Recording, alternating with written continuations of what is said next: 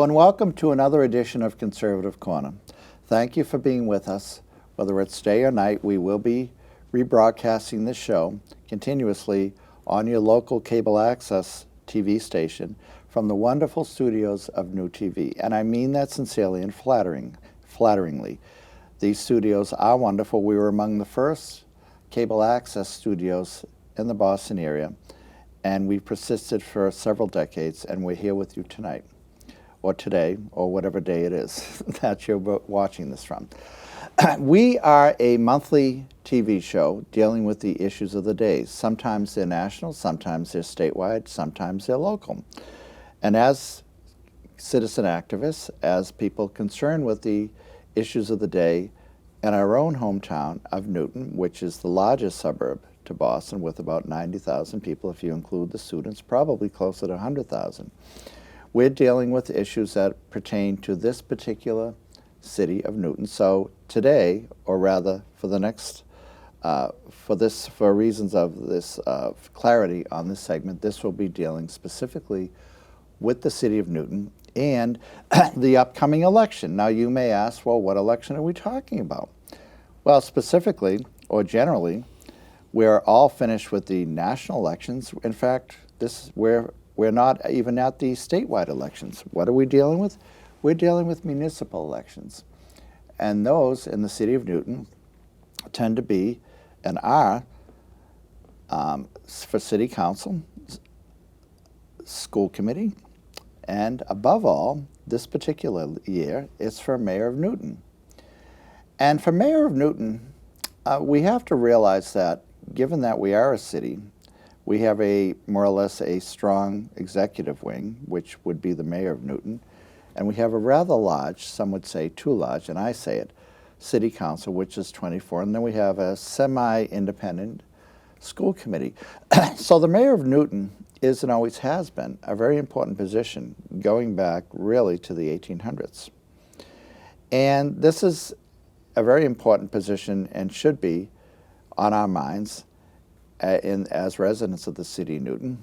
And to quote a famous Democrat who lived close by, Tip O'Neill, all politics is local. And it is local because while the presidential elections may have a voter turnout in Newton of 80%, for some odd reason, mayoral elections tend to be less, sometimes a lot less, and it shouldn't be that way.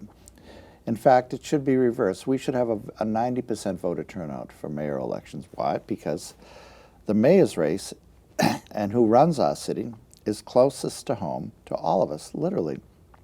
And with that being said, I'm very glad to have with us tonight my old dear friend and a very good candidate for mayor, Al Cecchinelli of Nonantum. Al, thank you so much for being with us. Thank you for having me, Tom. I really It's a pleasure. appreciate you being here. And admittedly, in full disclosure, Al and I go way back. We've been friends, colleagues, and we more or less overlap a lot in different things pertaining to community service. And however much I may get involved in trying to help the community, or helping out, I should say, in the community, Al does 10 times more than I do. Because Al is a community activist, and he's involved in various segments of the community as a volunteer and as a volunteer leader. For example, Al is very active and as the chaplain of the American Legion, the Sons of the American Legion, which is one of the most active American Legions in the state, and it's based in Newton. And for the longest time, Al was very active when we had and helped to run the food bank, which we had continuously at the Legion for a very long time, even to the point where we had it during COVID. And we had to do it outside. But we wouldn't, Al was insistent, as was I, that we would continue with the food bank because people needed it, especially during COVID. So we would be outside in any types of weather with umbrellas, with the bags, whatever, and there was Al all the time. So Al's been, in addition to that, and if I went through a whole litany of the service that Al has paid to this community, we'd be here all day. But as an example, just recently, we had the Newton 9/11 memorial service, of which Al was a contributing member to that, and we were very glad to see him there again. So Al, again, this is from Mayor of Newton, and I'll give you some of my pet peeves and I think that and this is really generic. It's not to do with partisan politics. It's quality of life issues. And I think that most people in the city do not have kids in the Newton schools. Most of the money, however, goes to the Newton schools. So because most of the funding goes to the Newton schools, a lot of the available funding is not able to go to other things which matter to people in the city. And not to take anything from the schools, we have among the finest school systems in the state, if not the country. But we all drive on the roads, and the roads in Newton are deplorable. Now, if you go over the line in Brookline, you go over the line in Boston, it's not the case there. Even in the city of Boston, it's not the case. Yet the roads here, some of the roads with some of these multi-million-dollar homes are deplorable. They're just awful. And, you know, it's to the point where everything it's a misallocation of funds. Well, how do you feel about the condition of the roads here that we all drive in? Well, the roads are atrocious. About, 8 years ago, we were supposed to have some override money that was supposed to go to the roads, and it never happened. They just spent a ton of money redesigning Washington Street, taking out a lane, putting the bike lanes against the sidewalk, pulling the parking out, putting planters up. That money could have been used to fix the roads that we need fixed. They're trying to fix a problem that we don't have over in Washington Street. They're building apartment buildings like you read about. We've got 2,300 apartment buildings in the works in the city of Newton. That's going to bring more cars, but we're making the roads smaller. This is just going to bottleneck us. And that money could have been spent out fixing roads. We need to have common sense priorities. You had mentioned the schools. You know, the schools aren't bad, but when I graduated from Newton North in 1982, we were the 5th best school system in the country. Now we're not the 5th best in Massachusetts. I think Dr. Anna Nolan is part of the solution. I look forward to working with her and getting us back on track, getting Newton back to this place where our schools are the best, not only in the state but the country. But it's going to take a lot of work. We seem to have far too much administration in the schools. We need to find a way for the money to get into the classrooms, into the students' learning. And as the 9th member of the school committee, I hope that I can help with that too. What would you, last year, or maybe 2 years ago, I don't recall exactly when, there was a teachers' strike, and they were out on strike for 3 weeks.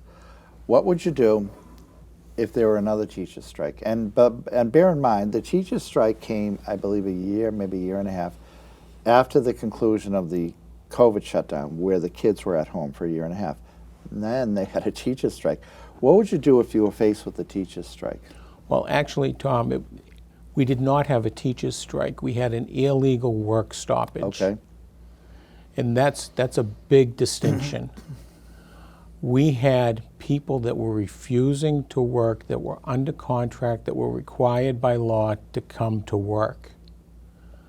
I know, as I nannied for my niece during that time, how much that hurt. It was only, 2 weeks? I think it was more like 3. It hurt. Yeah. First off, we never should have gotten to that point. And second, the teachers' union should not have been let off the hook like the city let them off the hook. Mm-hmm. I think that it was disgusting that they punished the children because the adults couldn't get something done. Our police officers just recently, they went 5 years without a contract? Did you see any of them strike? Certainly not. Certainly not. The firefighters, when they didn't have a contract, did they strike? Nope. Okay. The teachers' strike was uncalled for. I'm sorry, the work stoppage was uncalled for. And we can't have another one. You know, what's interesting too, after COVID, or rather during and after COVID, the percentage of people who took their kids out of the public schools in Newton and sent them to private schools. And I believe that the figure was around 1,000 students left the system during COVID or didn't return to the system. And that says a lot. That says a lot. And they went to other schools. Now, granted, those are less students in the system, but for the life of me, neither I nor I think many people in the city couldn't figure out what in the world were they striking for. You have less students in the system. You want more money. I mean, what more do you want? Well, it seemed like they weren't they didn't stop work for themselves. They stopped work for other aides and things like that to get better benefits. And so that they could do more work in the classrooms, but that was not the way to do it. That's not the way that union negotiations are supposed to happen. Certainly not. And you know, during the second term of this current mayor, 3 overrides were proposed, and they were partial overrides, specific overrides, 2 of them, to rebuild 2 schools in Newton, the Franklin School and the Countryside School right near the studio. And then there was a 3rd general override. But the voters approved only the overrides, the partial overrides for both schools, but they did not approve a general override. and I think that was a correct choice, how they voted. What do you think will happen moving forward? And if there is another override, how do you foresee this? Would you be in supportive of that, or would you be against it? I'm against an override 100%. We as a city are paid to manage how the city runs. Mm-hmm. We have an idea of what it costs to run the city. We have an idea of what our tax base is. We need to make that work together. If I decide tomorrow that I want a Ferrari, I can't just go out and get a Ferrari because I can't make the money work. I can't go to Tom and say, well, Tom, you got to give me an extra, $3,000 a year so I can have a Ferrari. And that's what we do when we go and have an override.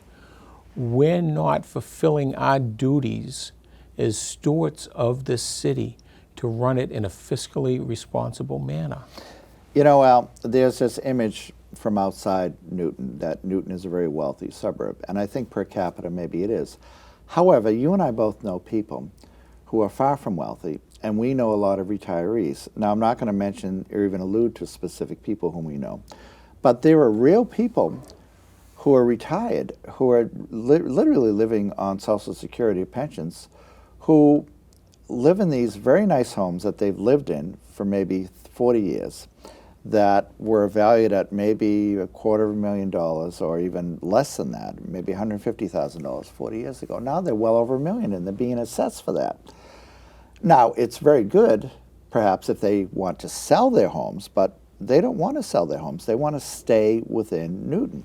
The problem is the tax rate has gone up tremendously. So much of their limited income as elderly people in their 80s, are going just to pay the city taxes and the property taxes. And for the life of me, I can't figure out, with the huge tax base that we have in Newton, with all these McMansions going up, with all the extra income coming in from the property taxes, why the city can't make some amends to these elderly people who are genuinely on fixed incomes, retiree incomes, and literally can't afford this, can't afford the taxes that keep going up despite Proposition 2.5, which limits the tax rates to 2.5 points. But they still go up 2.5 points, it seems, per year. Well, I think we have to look at it in a different way. I think we have to look at it that we don't have a problem that we don't take in enough tax money. I think we have to look at it that we spend too much tax money. So if we could control our spending using common sense, we wouldn't need to tax the elderly out of their homes. How do you feel? My feeling is I travel around and ride around Newton all the time, as do you and everyone else. And what I've found is that little things add up to really drive you crazy. For example, traffic lights that are unnecessary that are put in. I'll give you a quick example. At the corner of Parker Street and Route 9, for years we didn't have traffic lights on Parker Street, which goes from Dedham Street all the way to Newton Center. And the traffic flowed continuously. You just had a stop sign. Now there's 2 middle schools and a high school on Parker Street in my neighborhood, Oak Hill. Then they put up a traffic light, and the traffic light stops traffic all the time. So now you have the traffic backed up from Route 9 all the way to Dedham Street, about 1.5 miles, and then in the other direction it can be likewise all the way to Newton Center. And we're not talking like 6:37 in the morning, although it is, but when schools get out, and they all get out at the same time. So for the life of me, I don't understand why there's no common sense approach to these things. And I'm seeing this also on Needham Street, where you have a similar thing where they put up traffic lights. Traffic lights cause traffic. They do. And then they'll say, oh, it's a safety concern. No, it's not. I mean, for some reason, we got along without them on these various intersections for the longest time. And then they put up one in Newton Corner as well. And the traffic is backed up as you go around the bend from the Sheraton there all the way into Center Street. And, there's no common sense to these things because the bureaucrats who put up these lights don't have to deal with them all the time. Well, it all comes down to the traffic calming that they're trying to do. It's called the road diet. They think that by making it inconvenient to drive, you're not going to drive. So if it takes you 20 minutes to drive 5 minutes, they think that you're going to get on public transportation that's really not existent, ride your bike, which isn't feasible in the winter, or walk. And with our aging population, that's not always a solution. So this road diet that they have us on, where they make the lanes smaller, and they put the bump outs out, and they put up traffic signs, and they put up 4-way stops everywhere. That's just to stop us and make us frustrated so we leave our cars at home. That not only is inconvenient, it's obnoxious that they do that the politicians do that. It's downright obnoxious. Now, I don't take the subway that much, but I've only taken it a few times in the past few years to go to the Red Sox game. I think I've taken it twice. Both times the Green Line broke down. So why, and this is just me taking it. So can you imagine people taking that every day? Why in the world would people get on this congested, small subways going to and from Boston? And it's so impractical that people would use that. And then the train itself, the Purple Line, which, runs along the Mass Pike, that's not convenient either because they're not continuously that go in all the time in and out of Boston. Well, another part of the problem though is if you're going into Boston, that's a solution. But if I'm going from Nonantum to Auburndale, I can't get on the Green Line to do that. Of course, because I'm going up to Newton Highlands from Nonantum, I can't get on the Green Line. The roads go to and from Boston. They go east to west. They don't go across the city, which I believe we're 18, 19 square miles. We're a big city. We're the biggest suburb. Yeah. And the buses don't go all the time, and people just are not accustomed to doing that.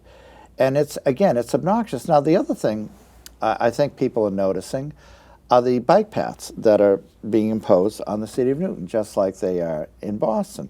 An example, Hammond Pond Parkway was once this great free-flowing road with 2 lanes in either direction. You could get in and out of it perfectly. So what did the, quote, city officials do? they not only did they put bike paths in, but then they made like a green area of maybe 20 yards wide. So they eliminated, I believe, 2 lanes. So now you have just 2 lanes going back and forth. For what? For what? This was a major thoroughfare. Now it's not. You're right. And again, we have more housing units being built, which means there's going to be more cars, which means we should be increasing our roadways, not decreasing them. Our infrastructure is going to be too small for our city soon. We need to have common sense. Another example of that is taking away parking spaces in Newton Center to put up an asphalt park. I mean, they put picnic tables on the asphalt and painted polka dots on the ground. 56 parking spaces were taken away, which are vital to the commercial industry that is in Newton Center. Yes, indeed. All of those small shops, they rely on people getting there to buy their products to stay open. Now they said, well, we've added 56 other spots in other space in other areas. These were prime spots. And Al, you're right about that. But literally from November till April, that picnic area that you mentioned, nobody's going to be using that because it's too cold. It is. Of course, and just like no one's going to be using the bike paths, if they use them at all now, because it's going to be too cold. I mean, we are not Amsterdam. We're not a bike city, nor we're not a bicycle culture. We drive bikes recreationally, not to get from point A to point B. But there's this whole anti-car Green New Deal mindset in the city.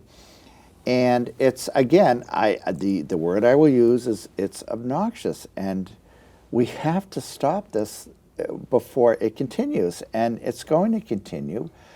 I don't know what your opponent's viewpoints on that are, but frankly, if knowing him, I would assume that he would perpetuate that. And you certainly wouldn't.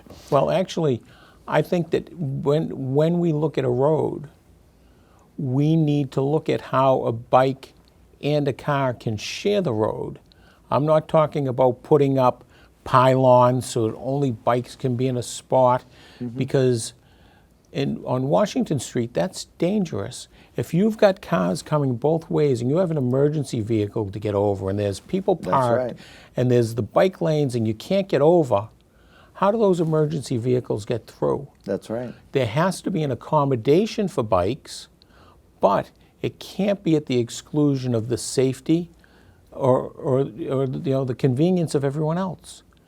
When I was on the Parks, Recreation, and Cultural Commission, I helped with the open space plan. And one of the things that we had hoped to do was bike trails that would connect all of the parks in the city. There's a beautiful bike trail from Waltham right into Watertown Square. Have you been on it yet? It's a beautiful. I'm familiar with it, yes. Behind New TV, there's a beautiful, by the rail, they're working on something there. Those are beautiful, beautiful bike lanes, bike areas, but the rules of the road say that bicycles share the road with the vehicles. So we need to find out a way, common sense, without making it so that it's dangerous for either of the people. It's not dangerous for people getting out of their parked cars into a bike lane. We need to refigure this out. What they're doing in Cambridge with the pylons, not good.